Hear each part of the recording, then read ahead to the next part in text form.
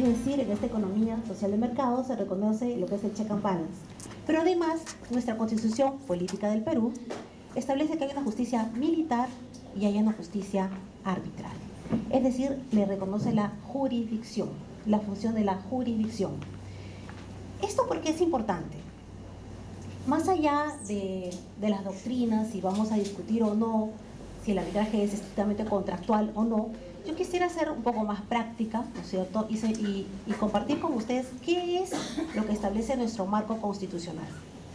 Entonces, mientras que en el arbitraje, ¿no es cierto?, nace de la voluntad de las partes, es decir, es el convenio arbitral, es el consentimiento, en el Poder Judicial nace de la soberanía popular, aquella cuota de poder que cada uno de nosotros cedemos al Estado para que luego de ello se encargue un órgano de administrar justicia. Pero, ¿en qué momento nuestro arbitraje, ¿no es cierto?, tiene o está protegido por este manto de la función jurisdiccional atribuido y asignado por la Constitución Política del Perú? El momento perfecto y el momento exacto es cuando queda válidamente constituido un tribunal arbitral, es decir, cuando el último miembro del tribunal arbitral acepta conformar ese tribunal, queda en ese momento válidamente constituido. La jurisdicción o la función de la jurisdicción arbitral tiene algunos principios importantes, solamente voy a mencionar algunos. El tema de la independencia. Estos principios y derechos que constitucionalmente están protegidos señala que nadie, ninguna autoridad administrativa, ninguna autoridad, léase Poder Judicial, civil o penal, puede interferir, puede abocarse a cuestiones pendientes que están a cargo de un tribunal arbitral, menos suspender, menos modificar ninguna decisión arbitral. Otro principio que yo quisiera recordarles es el tema del debido proceso y la tutela jurisdiccional. Esto, que también está en nuestro marco constitucional, señala claramente, ¿no es cierto?, que nadie puede apartarnos del órgano jurisdiccional arbitral para resolver los casos que están autorizados y asignados por ley, y menos, ¿no es cierto?, recortarnos el acceso a la justicia. Dicho estos aspectos como marcos conceptuales, ¿no es cierto?, quiero un poco señalarles dónde estamos. Este es un estudio realizado por el doctor Ricardo León Pastor, ¿no?, quien en un trabajo ha realizado la investigación de estos últimos años. Y ustedes ven en pantalla cómo a lo largo del año 2011 hasta el año 2017 vemos que año a año se incrementa el porcentaje de anulación de árbitros. Es decir, en el año 2015 ya estamos en el 17%. Estamos en el 2018. Seguramente estaremos muy cerca del 20%. ¿Esto es bueno o malo? Definitivamente malo. De aquí es que yo quisiera compartir con ustedes qué buenas praxis nosotros debemos ejercer de nuestro papel como árbitro, de nuestro papel como abogado o de nuestro papel como parte.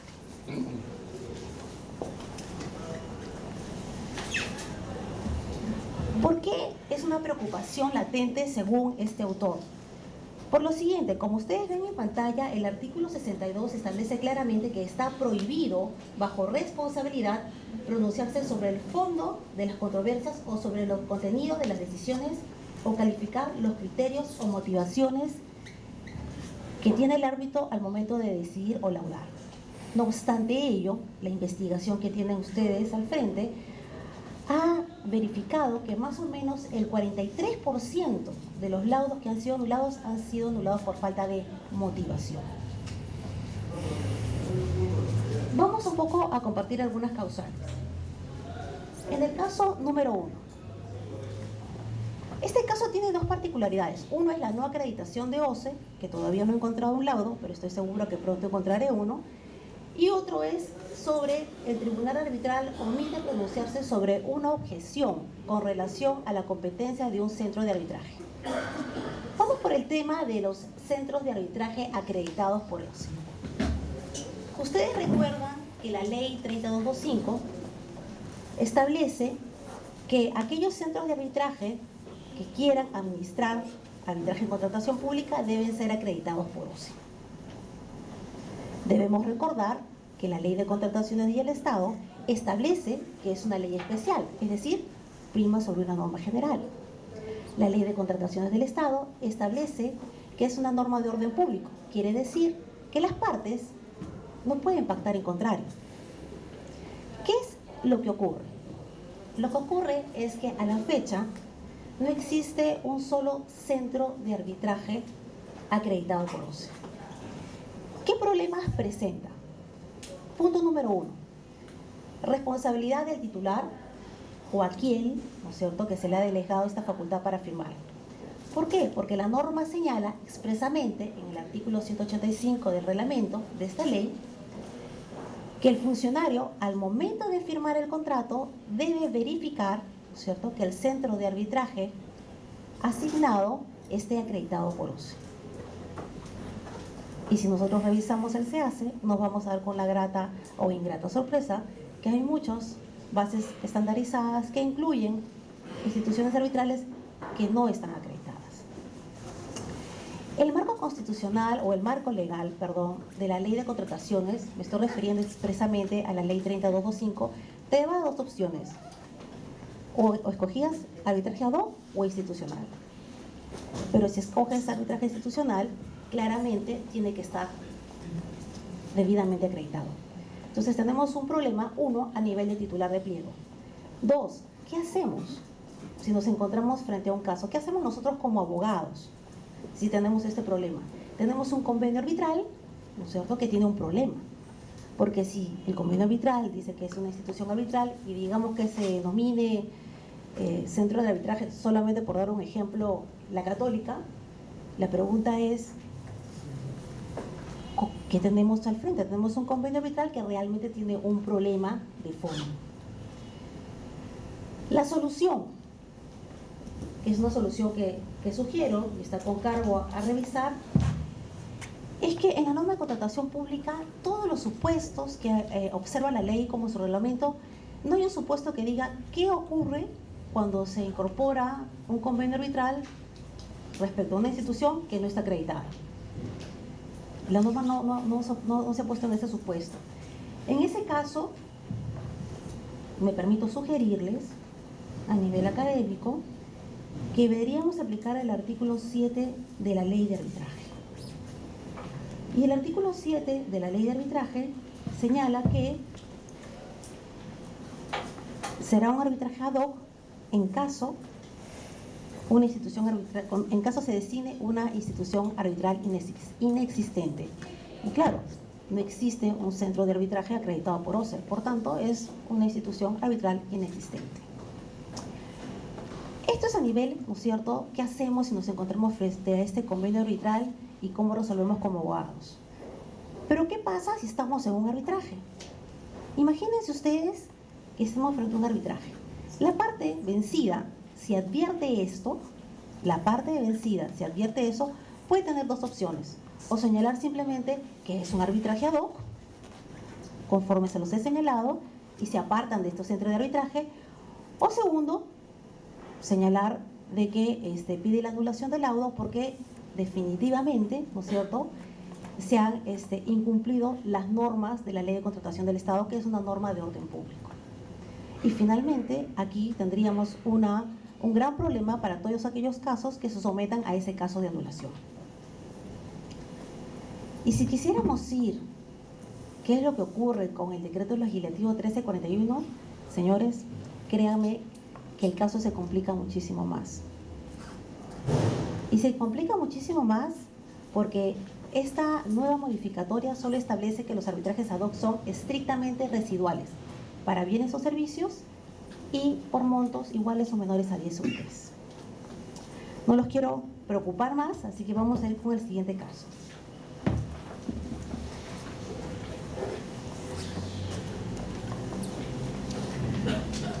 En ese caso ustedes ven en pantalla que una de las causales de recusación es cuando el convenio arbitral es inexistente, nulo, anulable, inválido o ineficaz. Lo que ha ocurrido, ¿no es cierto?, en este laudo es que simplemente al emitir el laudo arbitral, el tribunal omitió pronunciarse sobre la objeción, el cuestionamiento, la oposición a la competencia de ese centro de arbitraje. Razón por la cual, objetivamente, creo que compartirán conmigo que está perfecta y válidamente anulado. Caso número 2. Este caso es muy simpático. Les comento de qué trata. Este tribunal habilitó un día adicional para presentar el escrito de demanda. Si nos vamos al artículo 34, señala, les voy a leer literalmente, el tribunal arbitral podrá, a su criterio, ampliar los plazos que haya establecido para las actuaciones arbitrales, incluso si estos plazos estuvieran vencidos. Entonces, el caso es el siguiente. El acta de instalación estableció claramente cuál era la sede arbitral. Girón Jacarandá, 555, oficina 301, urbanización Los Pinos, Miraflores. No obstante ello, la parte que tiene que presentar el escrito de demanda lo presenta en otra sede arbitral, dentro del plazo legal. Entonces, lo que ocurre es que al día siguiente, naturalmente, presenta su escrito de demanda nuevamente, sí en la sede correcta, en la sede correspondiente. ¿De qué trata este caso? Este caso trata de que un tribunal, ¿no es cierto?, argumenta varias cosas, entre ellas el principio de la flexibilidad arbitral, y le otorga un día adicional. Naturalmente, esta posición no fue aceptada por la entidad cuestionó la decisión, la cual fue naturalmente no acogida. Luego se recompuso el tribunal arbitral y el nuevo tribunal arbitral, cuando ya la entidad tenía un nuevo tribunal arbitral, ¿qué creen que pasa? Le solicita que deje sin efecto aquella decisión mediante la cual se le otorgó un día adicional para presentar el escrito de demanda. Este tribunal le señaló que ya no era competente, que no era un colegio supervisor ni revisor, que no iba a dejar sin efecto las decisiones que en su oportunidad y con la competencia respectiva había asumido el tribunal anterior. Y llegamos a la anulación. ¿Cuáles son los argumentos de esta sala comercial? Los argumentos de esta sala comercial señalan lo siguiente. En efecto, sí es aplicable el principio de flexibilidad, pero para otro caso. No puede ser aplicado este principio porque las reglas pactadas por las partes eran absolutamente objetivas y claras. No había duda dónde estaba el centro o la sede arbitral. Entonces, el principio de flexibilidad no puede suponer, ¿no es cierto?, transgredir o violentar las reglas pactadas por las partes, ¿no es cierto?, porque se lesiona la seguridad jurídica. Además de ello, señaló que un tribunal, en modo alguno, podría cambiar las reglas claramente, diáfanamente y objetivamente pactadas por las partes, porque sería como que un tercero interfiera en un contrato firmado por dos partes y que venga un tercero y te cambie las reglas del juego. Entonces, esta sala comercial llegó a la conclusión que se había afectado el principio de igualdad ante la ley y por tanto se había vulnerado el debido proceso y la tutela jurisdiccional efectiva. Este es el expediente del cual hemos estado conversando.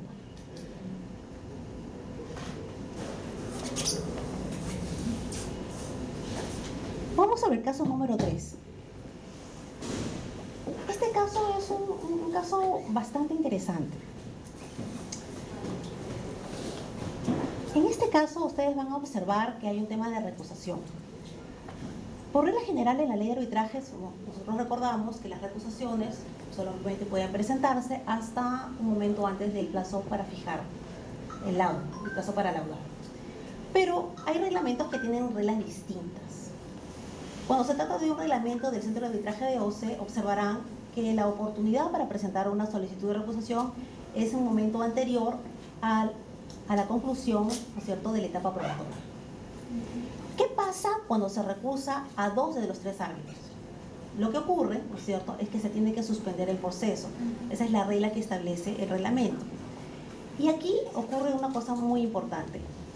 Uno de los árbitros, ¿cierto?, emite una resolución señalando que se suspende el proceso.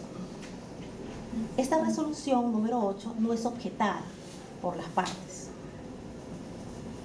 Pero ahora viene el problema.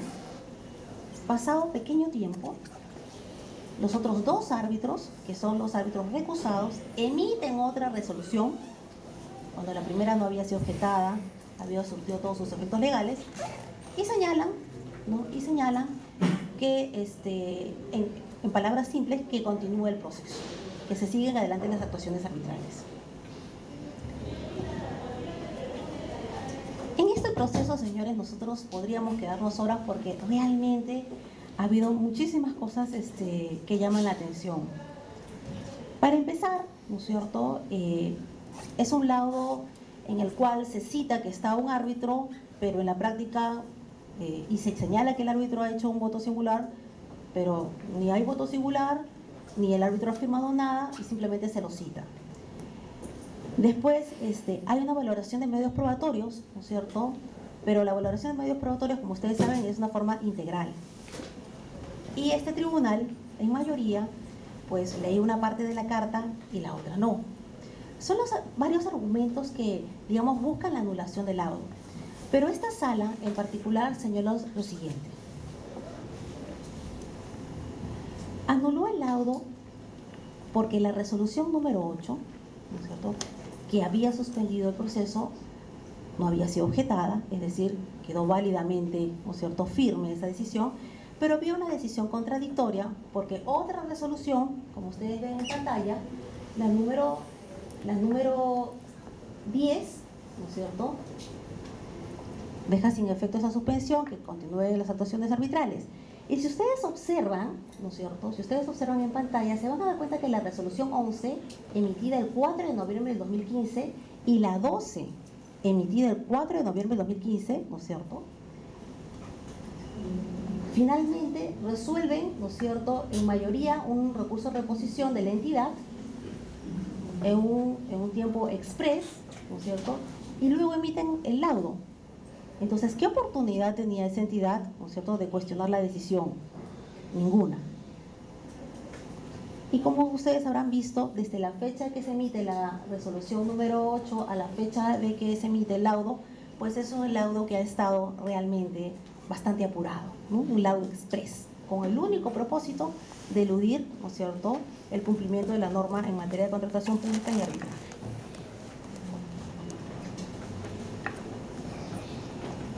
Y este es el caso, ¿no es cierto?, del cual nosotros estamos hablando. Finalmente, les voy a tocar un caso, que es el caso número 5. Este es un caso bastante simpático. Bueno, ustedes saben que hay materias no arbitrables. Este árbitro único reconoce que, por ejemplo, los adicionales por encima del 15%, ¿no es cierto?, sobre su pronunciamiento por parte de la entidad o de la Contraloría, no es materia arbitrable. Y en efecto lo desarrolla así en el laudo. Pero ¿qué creen que hace? Por eso vamos a hablar de las buenas prácticas. Esa es la pretensión principal. Y dice, no es materia arbitrable, lo reconoce en todos sus extremos, ¿no es cierto?, y se excusa de pronunciarse. Sin embargo, este árbitro único dice, pero sí me voy a pronunciar sobre las pretensiones subordinadas. Y como ustedes ven en pantalla, las pretensiones subordinadas prácticamente lo que hacen, ¿no es cierto?, es un poco sacarle la vuelta a la pretensión principal. Con lo cual, la sala dijo que por esa vía indirecta no se podría, ¿no es cierto?, vulnerar una materia que no es arbitrable. Y se declaró, naturalmente, la anulación del laudo. Entonces, les he querido presentar algunos casos un poco prácticos para saber, señores, qué hacer y qué no hacer con relación a las buenas prácticas en materia de la decisión de los laudos arbitrales. Y espero que de algún modo, de forma concreta, hayamos podido compartir este conocimiento, que son casos emblemáticos y varios de ellos sacados de este estudio que les he compartido. Muchísimas gracias.